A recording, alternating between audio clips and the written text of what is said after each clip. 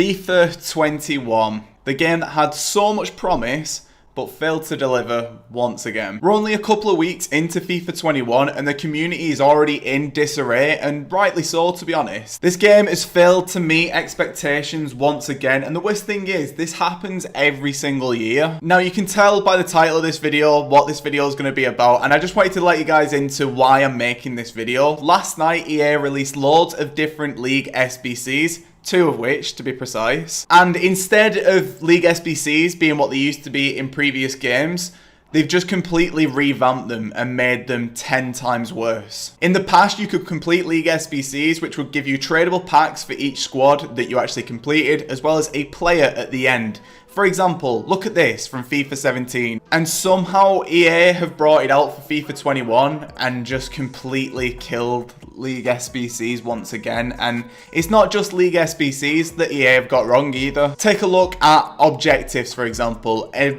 game mode which was implemented by EA and it was very, very long overdue. They've already managed to kill objectives in FIFA 21. With the release of the Road to the Final knockout stage, EA have managed to ruin yet another game mode within Ultimate Team with the 12 match cap. And as much as I've loved FIFA across the years, it's pretty clear what direction EA are taking FIFA 21. If you either don't play any of the competitive modes or you don't play the competitive modes too much, you're gonna get left behind in FIFA 21. The days of grinding menus or sitting there and trading your way up to the best team possible, in my opinion, it's just not there anymore. And there is still an argument that obviously you can trade your way up to the best teams or you can do whatever method that you want to do, but without sitting here for hours on end, all day, every day, again, you're going to get left behind, and your only option is to either play division rivals or FUT champions. And in my opinion, the only reason for that is one thing: EA wants you to buy packs. Now, as you lads know, I've had a coin sponsor for a very, very long time for a couple of different reasons. 1, I don't really like giving EA money.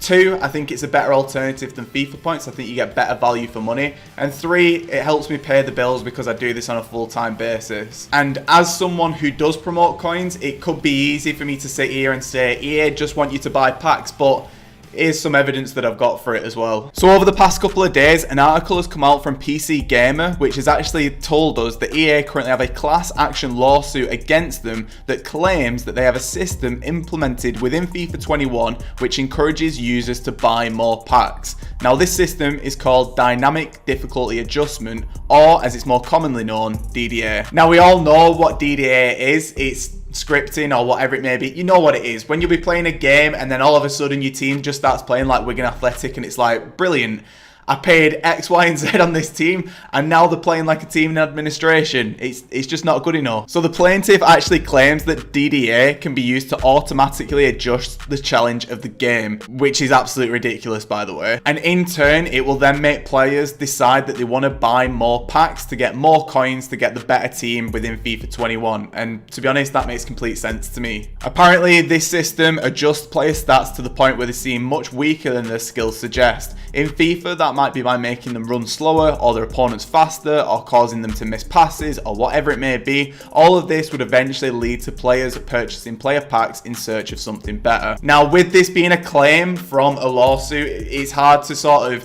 discredit or credit whatever it is that they're saying. And EA have always denied that DDA is a thing, but I suppose they always would do, to be honest. And EA have some of the best lawyers in the world, so they'll definitely be able to get a good defense case based on the back of this lawsuit. But I think regardless of DDA, you can sort of see what way EA are trying to go with FIFA 21. It's going to be a competitive game. The days of just playing as a casual player, in my opinion, are gone. They constantly want to push players to either go and buy packs or play FUT champions or play division rivals, and they're slowly but surely eliminating every other way of enjoying this game. Take League SBCs, friendlies. Before you know it, there'll be some kind of implementation which takes people away from trading or whatever it may be. But you can see more or less that EA are making this game more and more competitive. And as someone who's a FIFA content creator, I'm not really too happy about it.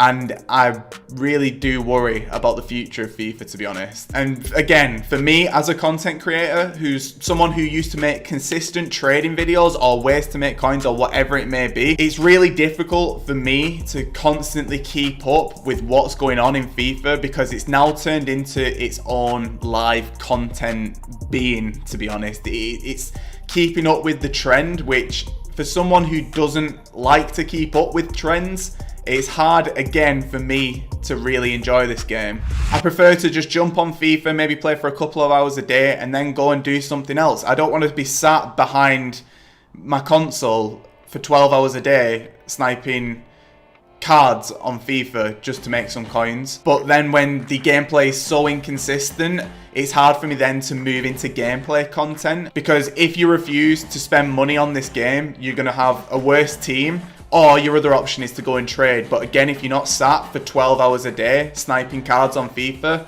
you're not really going to make as many coins as you think you're going to do. And again, I bring this to the point that I was saying before about being more of a casual player. I used to make videos back in FIFA 17. Admittedly, FIFA 18, 17, 16, 15, all of those videos aren't on my channel anymore, but I probably will put them back live at some point. But back in the day, I used to record on a Saturday, all day Saturday, for my videos for the next week. So I used to do videos for Tuesday, Thursday, Friday, Saturday, and then repeat on the Saturday again, because I was someone who was like you, a casual player. So I'd come home from work, play a couple of hours a night, and then I'd make my videos on the Saturday. And that's just how things used to be back in the day, back in like FIFA 16, FIFA 17. And then with the implementation of FUT Champions, Division Rivals, you've got the complete change to League SBCs, you've got friendlies being completely adjusted, objectives are just different now as well. Ever so slowly, that casual style of play has just been completely eliminated from FIFA, and I'm at a point now where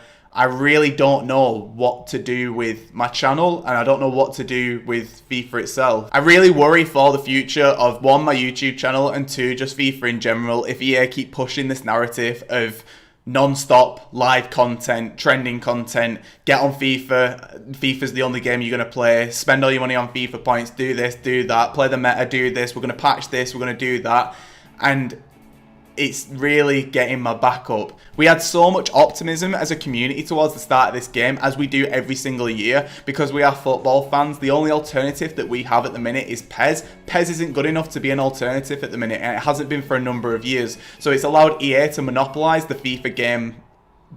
I said it right there. They've monopolised FIFA game, when what I meant to say was they've monopolised a football game. So now your only option is to go with FIFA, and usually it's going to be within FIFA Ultimate Team, because every other game mode within FIFA gets constantly ignored by EA, and every time that you play another game mode, there will be an advert for either FUT Champions or Ultimate Team in general. You go into another game mode now, go into Pro Clubs, go into Career Mode, go into whatever game mode you want, there will be an advert for FUT Champions, because that's what EA want you to do. Over the past couple of weeks, I've been doing FIFA as a full-time job, and the way that the game's going, it's making it hard for me to make content, and I need to make different things, because when I don't enjoy playing FUT Champions or Division Rivals, I'm going to be one of those people who gets left behind. The next content creator will come on, he'll take my place. I'm not saying that I'm a big YouTuber by any means, but there's going to be more and more people who are going to be coming up who are going to be better at FIFA Ultimate Team than me, and that's just the way it is, to be honest, and that is the harsh reality of all this. I'm not too sure how I'm going to leave this video.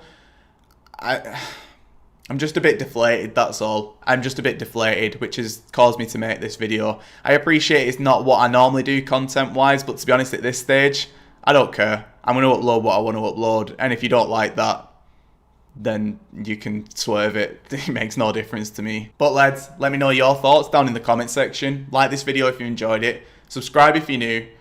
But I hope that EA don't ban me for showing you this, because I've been banned in the past for showing off glitches or ways to make money on FIFA. EA have striked me. EA have banned accounts of mine.